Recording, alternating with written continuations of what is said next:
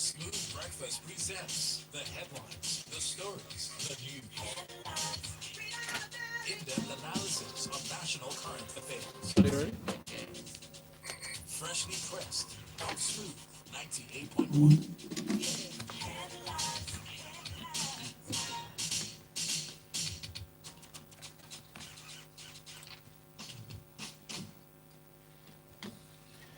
Good morning, everyone, and thank you so much for being here with me on Smooth Breakfast and Smooth 98.1. Love music, love life. It is time for us to discuss headline stories inside of Freshly Pressed 981. My name is Valentino, who your host, and I'm joined by Wade Ahime. Good morning, Wade. Thank you. Good morning, Valentin. Good morning, Lagos. Great Good to be here. to see you. Same here. We get to spend the last day of August together on the That's show. true. Yeah, the September month 1 is is over. tomorrow. I know. Wade Ahime is at Wade Ahime underscore on Yeah. social media, so interact with him as we continue the conversation there. You can watch live on YouTube. Type in the search box Smooth FM Lagos to watch and subscribe, and please comment. You can also share your comments and observations on the stories through WhatsApp. The number is 0809 444 0981. What the United States envoy has expressed its readiness on behalf of the state to help Nigeria identify sponsors of terrorism in the country. In her address to pressmen yesterday, she said Nigeria has a strong bilateral relationship with the U.S., saying the situations compared to that, the analogies made of Afghanistan is not the same situation in Nigeria that Nigeria's case, emphasizing also the recent purchase. I'm talking about the U.S. ambassador to Nigeria, Mary Leonard. She said that the A29 Super Tucano jets that were recently purchased provided an opportunity to reconnect the United States relationship with Nigeria. But what are your thoughts regarding this talk on bilateral relationship and strengthening ties? I think this is good news. If the United States can use its stepped up intelligence gathering and information to help Nigeria at least identify some of the sponsors of Boko Haram, whether they're local or international, at least that will give us some avenue to go after them and see whether we can get some form of conclusion to the continued wave of terrorism in Nigeria. Like we purchased some planes from the United States, which means that some form of relationship or the relationship management situation is getting better, because we know what happened just before the 2015 elections with all the back and forth of accusations between the Nigerian government and the United States. Um, and that for me is something that is welcome. And in relation to Afghanistan, I totally agree with what she has said, because when you look at the what's called the situations in both countries, Nigeria has tried as much as possible to run a democratic government over the last 22 years, and even before then, there has been some form of stability in Nigeria since after the civil war, at least with governments being in place and running governance in the best interest of Nigeria. But that hasn't been the case of Afghanistan. They had gone through wars with the Russians and then the Americans, and today, and nobody really knew who was in charge. Today was the Taliban, tomorrow was someone else. Yeah, besides, that cost a lot of United States military lives. Lives. So Aside from the lives, even yeah. the resources that had to go into it, that's the financial resources. And the good thing, one of the last things I want to say here is when she talked about the human side of the relationship, especially with the purchase of the A29, meaning that there should be some form of training for members of the military towards using the aircraft and all those facilities. But for the talk of identifying the sponsors of Boko Haram, they've been knowing, they've always known this. That's a given.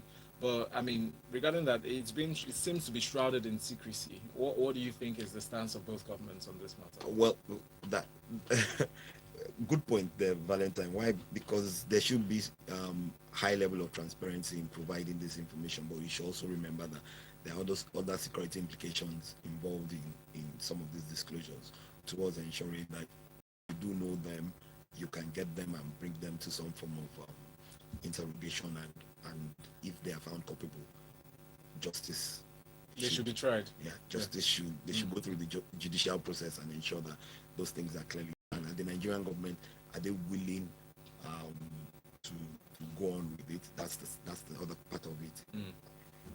Thank you, Wade. And now, if justice is to be served, which links us nicely into the next story, we need to ensure a competent judicial process in every sphere, especially across Nigeria.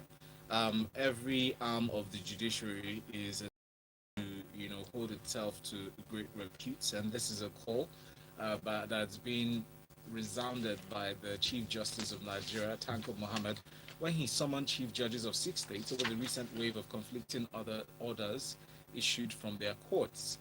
And he stated this that he was going to summon the officials, especially in particular zones across the country, to answer questions or face interrogations over the developments that the chief judge noted has happened or occurred in states in the south, northwest, and southeast region. Now, there are instances.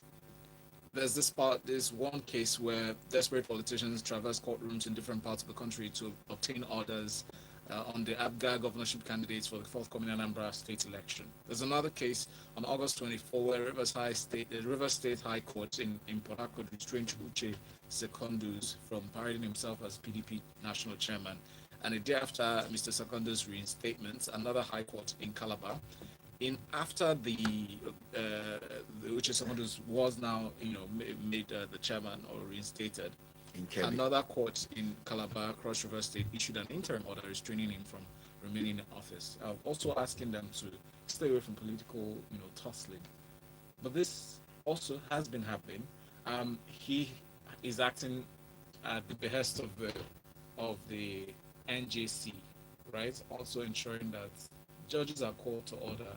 We know that it's not news that some judges could be influenced by political office holders to, align with their own whims. But what do you see happening going forward as their principal has called them to order? Okay, so let me start by this. They say he who comes to equity must come with clean hands.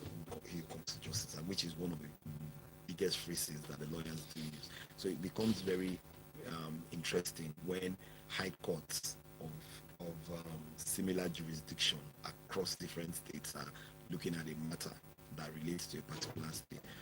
What happened to clients when you go to the high court? There is a hierarchy of courts in Nigeria. So if the high court pronounces a particular judgment, and I let my legal friends correct me if I'm wrong, the next stage is to go to a court of appeal to challenge it. So with this wave of expert motions, especially when you look at the issue of the PDP, 3 different states, 3 different high courts, whose jurisdiction is it? But when you also think about it, it's PDP is a national body, which is a Nigerian, what's it called? But why are you going to the state high courts? Why don't you just go to the federal high courts and try and get a judgment on your part? So everybody goes to one state and a state judge gives because those cases that are the situation is unique to the states. For instance, Anambra state election, you don't. Yeah, so with the Anambra state election is unique to the state. With the PDP, which has to do not just with River State. So if River State is challenging the national chairman of the PDP, my opinion, they should go to a federal high court and get that form of judgment, and then the process should go forward to the federal court of appeal, and if need be, you go to the Supreme Court, since we don't have state Supreme Courts. But at the end of the day, it just goes to say that the judges now becoming politicians, because that for us is what the chief judge seems to be looking at, and everybody should ensure that you look at issues that relate to your state, and where it has to be a national issue, then let's go through the federal process, because we have federal high courts. But not just that, but the simple fact that if you go to a court, right, it's expected that they all work with one voice. True. And if an order is held up in one court, similar court like you mentioned, it's a known case, right, across Nigeria, and the other courts would actually be aware of whatever documents that have been signed or orders that have been passed, and they will uphold it, regardless of what judge, what state that ruling was made. So that's the understanding, and it's also is according to him, he made a statement saying it's antithetical, Yeah. to have contradictory, court judgments based on certain issues. On a particular issue. Yeah. So it's an ethical issue. Yeah. Well, it seems to be an ethical issue. No, it is an ethical issue. In the face of but the like we said, like I said at the beginning, these things are clear. If a high court pronounces a judgment, then just go to the court of appeal and appeal. Whether it's an ex parte motion, take your own motion to the court of appeal and see, because that's the court of higher jurisdiction, and in which way. Well, in this case, it's actually gratifying to see that the National Judicial Council is sitting on this matter to ensure that their judges are called to order. Let's move quickly to this other related story, talking about the PDP saying, Amechi's statements. Yes, he said it. That vindicates us. That's exactly what we've been talking about. It's a story from Premium Times on corruption. Amechi's confession vindicates us. A statement from the People's Democratic Party. It said a recent admission of the Minister of Transportation, Rotimi Amechi, that stealing was going on quietly in the President Muhammadu Buhari-led administration. APC administration vindicated his position that the administration was corrupt. But I would like us to, share the statements just so people understand the context with which he said this. Now, quoting Amechi, Rotimi Amechi, said, "The first legacy as a former chairman of the Governors Forum, I want Nigerians to be honest. Can you openly take up money in this government? I'm not saying whether we are corrupt or not. Let's assume we are. Can you openly take money from this government? In the past governments, what happened? You can take money in the streets." He said this in an interview, by the way. Continues, corruption was so pervasive that nobody was talking about it. It was not hidden that people completely and openly displayed their wealth. Most of those who did that had nothing to show for it. They did not have carpentry shop, but they were billionaires. They did not hide it. But here, if you're stealing, it is done quietly. So I'm sure they just clamped on this particular line of statement saying here, if you're stealing, it is done quietly. And then he adds, I'm not saying it is good. It is a sin that's punishable. In the previous government, you could steal and you won't be caught. But if you are caught, there will be consequences. But in this government, if you steal, there are consequences. Would you say PDP will just, jumping on any line that favors them, or it was taking Amechi out of context? First and foremost, they jumped on a line that favored them. However, the truth about Amechi's statement is this, and based on what he said, corruption is corruption, irrespective of whether you're stealing it quietly or you're stealing it openly. And the question here for him is, are there consequences for being corrupt or for stealing money? And the consequences for stealing money over time in Nigeria, we really haven't seen. Even the president before now says everybody talks about corruption. However, stealing is what we should be looking at, because stealing really is a crime. And so these are the things we should be investigating. Has someone stolen the money so that we can prosecute them for that crime? Corruption, on the other hand, is so broad that if Valentine, I refuse to pay you, not because I pay you part of the money and then I take part of your money, that's corruption. Have I stolen the money? Maybe not. It's just that I'm delaying the time which you will get paid. We're also going to show that corruption is a broad exactly, a whole lot of on a whole lot of issues. So if the issue is stealing, and we can recognize the fact whether it's been stolen openly or it's been stolen secretly, that there is stealing in any part of the government, then these are the things that we need to look at, and we should bring to book those who you find wanting of stealing in any government in any way. So, but does the statement, in your own judgment, not your judgment, but by your perception, does the statement implicate this present government of being involved in some level of corruption? Yes, it does. So whether it's quietly or it's openly, yes, it does. Thank you so much. Jane says, good morning, guys. I can't believe the Nigerian government knows some of these sponsors. Speaking to the first story on the United States being ready to help Nigeria identify program sponsors. Says, have they done anything with the list that they have? That's Jane's question. Chris says the United States can help Nigeria fight terrorism, but the political will just isn't there. Government knows the sponsor of terrorism and banditry and will make progress with the help of our foreign friends if need be when we truly want to root out terrorism. Chris, thank you. Faruche says on the sponsors of Boko Haram, I thought someone has the info on that following last week's interview. Why not get hold of them and start from there? Chikagina says from Marina, after seeing the interview granted to the Air Commodore on channels, do we still need to help the U.S. to identify the help of the U.S. to identify the sponsors of Boko Haram? Why do we always celebrate whatever is coming from the outside? The Nigerian security agencies know these sponsors. What they lack is the political will to try them. Dan Okuda says the only plausible reason why a judge would mortgage his conscience against well-established principles of law is pecuniary interest. The relevant anti-corruption agencies should beam more searchlights on some of these judges. Thank you, Barrister Dan from Igondu. Wadi, let's move on to this next story. Corpse polluted waters, 35 dead, 150 hospitalized as diarrhea ravages Goza in Bordeaux. The chairman of that local government, Goza local government area of Borno State, Professor Ibrahim Bukar, has announced that 35 people have died with 150 others hospitalized following the outbreak of diarrhea accompanied by vomiting, which are some of the symptoms of this. He said he didn't give details, but explained that the outbreak started at the weekend, and we have this number just 3 days in. What are your thoughts, please? So two things. We know what has gone on in Borno with so much displacement and which is some of the things that the chairman alluded to. General hospitals, clinics, a lot of all those things have gone have either been destroyed or have been abandoned because a lot of people have fled some of these areas. So it's a bit difficult for you to even have the necessary health workers who would help ensure that some of these things don't happen. And I think for me, I think that is probably why the numbers are so alarming over a 3-day period.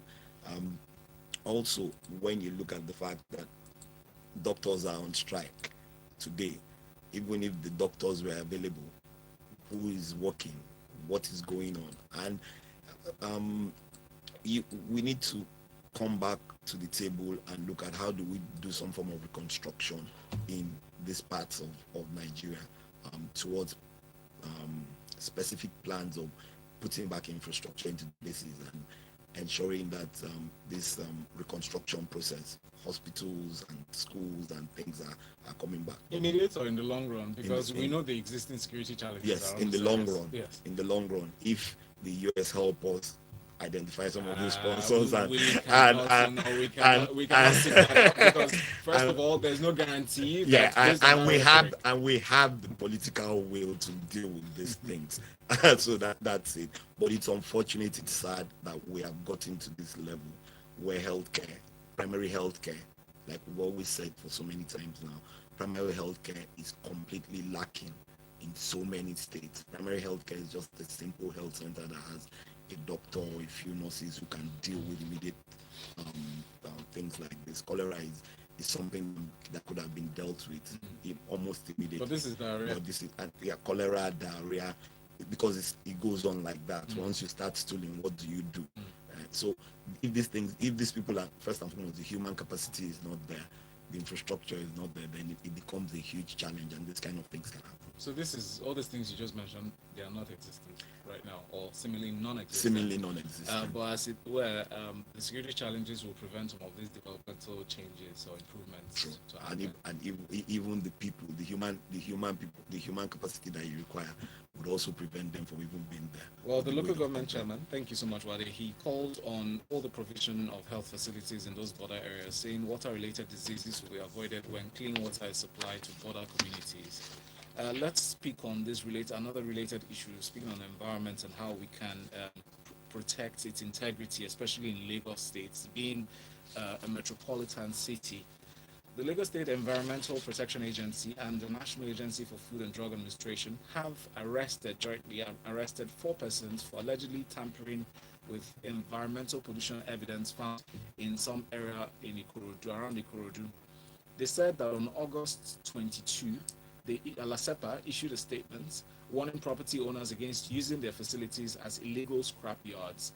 Said they caught those 4 persons they jumped over the fence and attempted to destroy evidence by arson, by burning those things so that they won't be prosecuted. What are your thoughts regarding this clampdown? Um, this is good news, because when it comes to health, there's nothing greater than that. They say a healthy man is a wealthy man, and that really is really important. And I'm happy that first and foremost that it's a combination of both the state and the federal government um, um, agencies Yes. that are working on this, LASEMA and NAPDAC, which means that collaboration is going on, and more collaborations like this should be expected across Nigeria, so that we can chase out this kind of illegal activities. It's interesting. Why? Because people continue to cut corners rather than find the right places and the right ways to do business. Or the right processes, The right to processes dispose of this waste. to do, let's just say the right processes to do business. So whether it's waste or anything, why do we continually cut corners? Because we this mentality of blow and get rich quickly has become ingrained in the average Nigerian, and believe that some people don't work hard and they become billionaires. If we refer to the second story we read about Amechi's statements and things like that, but the truth of it is we must do the things the right way, so that not only are we making money the right way, but we're also protecting the lives and properties of other Nigerians. Thank you so much, Wadi. Let's go swiftly to this next story from this day newspaper. Fashola gives ultimatum to Berger Kara Bridge mechanics. He reminded them at a stakeholders meeting. He called on the mechanics to sit around with him, and he told them that according to world's best practices, no mechanic operation takes place under the bridge. Rather, it is a workshop or yard. He explained them that then government of Lagos, Ogun, and Oyo states gave the land as right of way. That's measuring 47.5 meters. It's both to the left and the right to the federal government during construction of the bridge, reminding them that they need to adhere. But these people rarely have space, land space, to carry out their activities. Also gives responsibility to these state governments, to provide some cordoned off areas where they can carry out these activities. But I feel like it would be foolhardy to put the blame just on these mechanics, right? Or on the just on the mechanics, because the authorities, the regulatory authorities, are also equally culpable. Yeah, they are. Yeah, and why do I agree with you on this? Because of this, they you have seen these people. It's not a small mechanic workshop. It didn't start today. Yes, so you've seen them. You know what the rules and regulations are. You know who owns the right of way. You know that is a bridge, and these things and all the activities that go on around there also continue to weaken the structures of the bridge. So why don't you ensure that you can provide space for them? Now, one of the major problems I think, or one of the major challenges I see for the mechanics is this: if they approach the government to give them a mechanic yard, how much is it going to cost? What are the cost implications to the government? How do the mechanics pay for this? But we have reached a stage in the development of this country and the world as a whole where these things have to be, like you said, sit down with the states and ask for these places, so that we can, because it's promised to help them when they put in their applications towards getting a new space. And that's a good thing. And that's a good thing. And how do you sit down with these mechanics and work out a structure for payment of rent on land, and then put them into the system for revenue generation, for tax implications? And these are things that the states and the regulators are always not looking at. Rather, you just want to shift them off, and they look for a new space that doesn't belong to anybody and use it. I wouldn't say they always overlook it. I would probably say, they leave it for for the private establishments to organize. Yes, that might seem the same to mean the same thing. A case in point is just last week I asked my mechanic, right, for many years, where his new shop is. He used to have his shop or his workspace around some area that belonged to someone else, but he now relocated to a new compound that was leased to a collection of mechanics. So there are about 5, 6 mechanics in one, and these places, these centers exist across Lagos. Yeah. Yeah.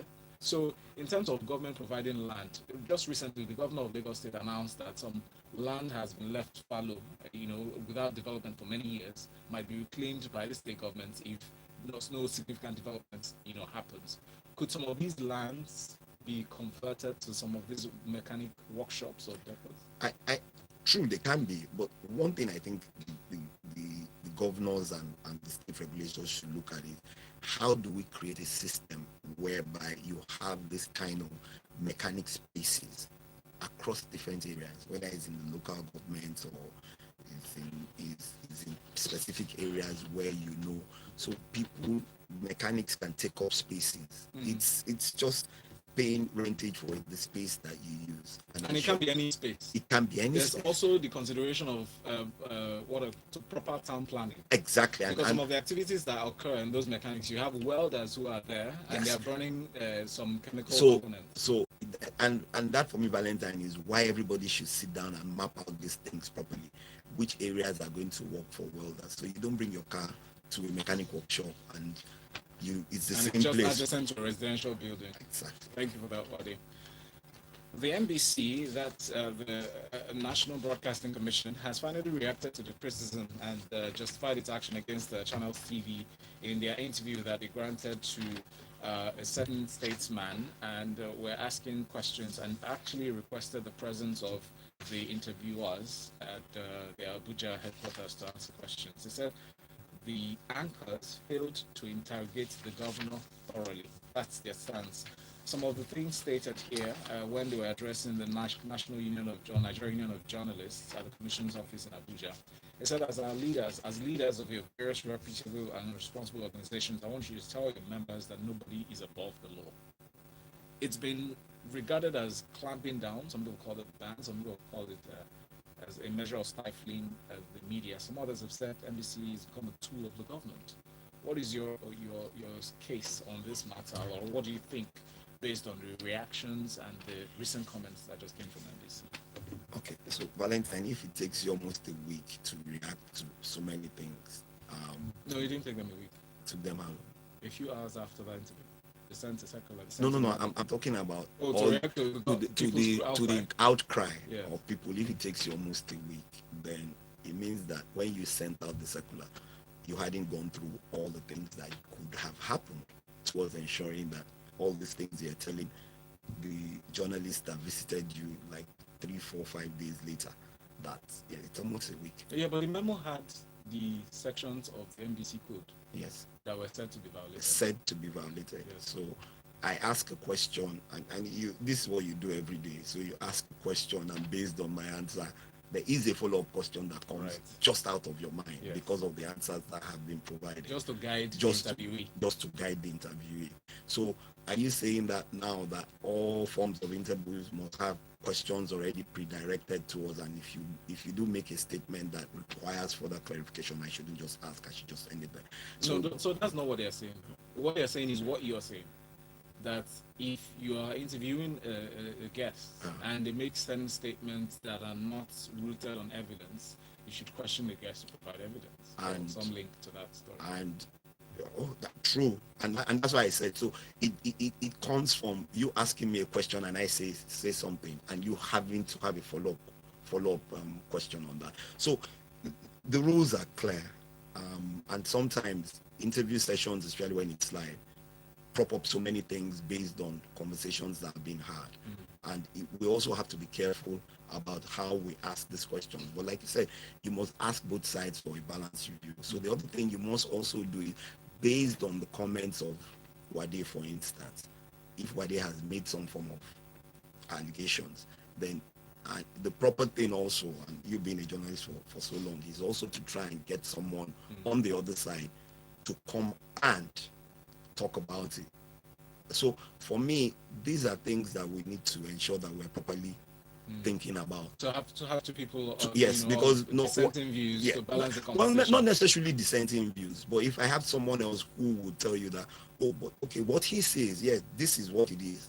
ABC, yes, but these are the things that have been put in place to address ABC. Yeah, but you see, the the feeling that the MBC stands is generating across, among with many Nigerians is that they are speaking as spokespersons of the federal government, trying to protect them from being embarrassed. The security expert that was invited for that interview was invited to answer security questions because there were security matters that were being tabled, right? But they are saying, so the reason why most people are reacting or have been reacting that way is because the things that are happening across the country are obvious issues, and it seems to them or to us that the NBC is trying to protect the government. Are they saying the wrong things in bringing out the NBC code? No.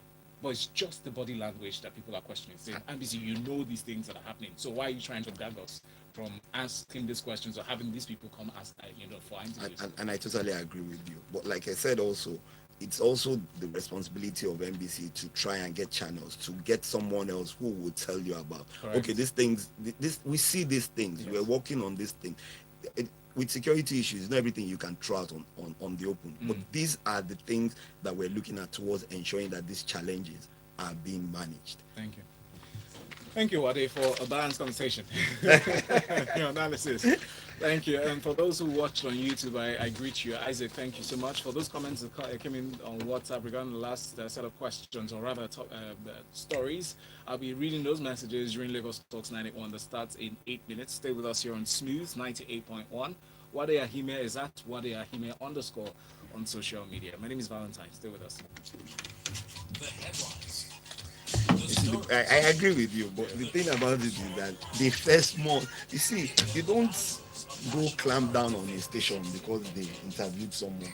You get? Yeah, it's easy to bring out the rules, but like, Regulatory body. yes. Their job, first of all, is to ensure that everybody walks along the lines of the ethics of the ethics of the profession. Yeah. But